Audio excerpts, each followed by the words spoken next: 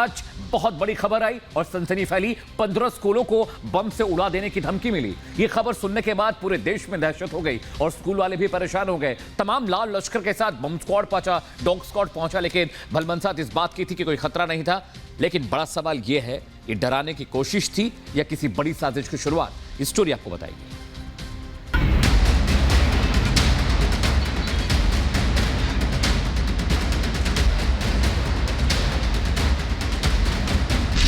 बेंगलुरु में बम धमाके की धमकी, 15 स्कूलों को धमकी भरा ईमेल। कौन बना रहा स्कूलों को निशाना? डराने की कोशिश या बड़ी साजिश?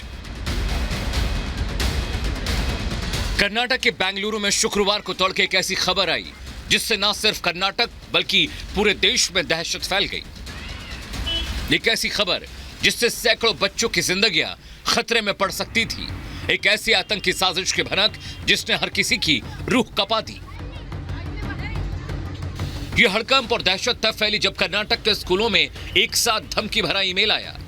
यह ईमेल था कर्नाटक के 15 से ज्यादा स्कूलों के लिए, जिसमें इन 15 स्कूलों को बम से उड़ाने की धमकी दी गई थी। जैसे ही स्कूल प्रशासन को यह मेल मिला, वैसे ही स्कूल प्रशासन में हड़कंप मच गया। धमकी भरे इस ईमेल ने हर किसी के होश उड़ा दिए। आनन फानन में सभी स्कूल प्रशासन ने पुलिस को इस बात की सूचना दी कि स्कूल को धमकी भरा ईमेल मिला है जिसमें बच्चों को बम से उड़ाने की धमकी है। खबर के फैलते ही पूरे शहर में हड़कंप मच गया। पुलिस की टीमें, बम स्क्वाड और डॉग स्क्वाड की टीम भी सभी स्कूलों में पहुंची और तलाशी शुरू कर दी गई। सभी स्कूलों में तेजी से तलाशी का काम शुरू हो गया। स्कूल और आसपास के इलाकों में संदिग्ध चीजों की भी तलाशी ली गई। डॉग स्क्वाड ने भी स्कूल के चप्पे चप्पे की जांच की। जिन स्कूलों को बम से उड़ाने की धमकी दी गई थी उनमें बसवेश्वर नगर, यालहंका, व्हाइटफील्ड, कोरेमंगला और सदाशिव नगर समेत कई बड़े स्कूल शामिल हैं।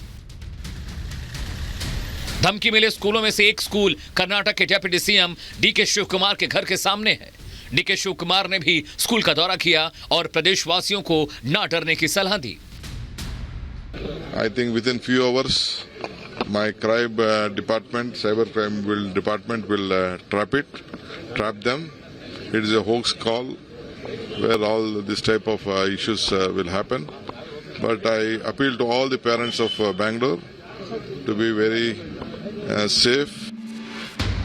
मामले पर लगातार पुलिस जांच में जुटी हुई है। पुलिस प्रशासन का कहना है कि इस तरह की धमकियां पहले भी मिल चुकी हैं, लेकिन जांच की गई जिसमें ये धमकियां फर्जी पाई गई। धमकी मिलने के बाद से अब तक पुलिस प्रशासन की ओर से कोई भी गिरफ्तारी नहीं की गई है, लेकिन कर्नाटक के प्रमुख शहरों में सुरक्षा बढ़ा दी गई है। हर आने जाने वाली गाड़ियों को चेक किया जा रहा है। जगह जगह बैरिकेडिंग की गई है। साथ ही कुछ स्कूलों से पूछताछ भी की जा रही है। बच्चों के खतरे को देखते हुए राष्ट्रीय बाल अधिकार संरक्षण आयोग यानी एनसीपीसीआर ने भी मामले को गंभीरता से लिया है और कर्नाटक पुलिस से बच्चों की सुरक्षा को लेकर पुख्ता इंतजाम की बात कही है।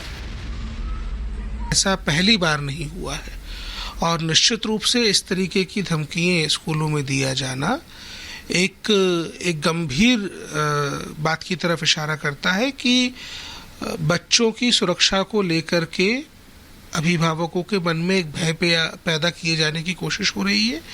हम कमिश्नर को इस मामले में नोटिस कर रहे हैं और उनसे ये कह रहे हैं कि इंश्योर करें कि बच्चों की जो सेफ्टी है वो इंटैक्ट रहे, बच्चों के साथ किसी तरीके की कोई घटना ना हो पाए और इस तरीके के मेल्स क्यों हो रहे हैं, इनके पीछे रीज़न क्या है, ये सारी की सारी जानकारी लगाकर आयोग को अवगत कराएं।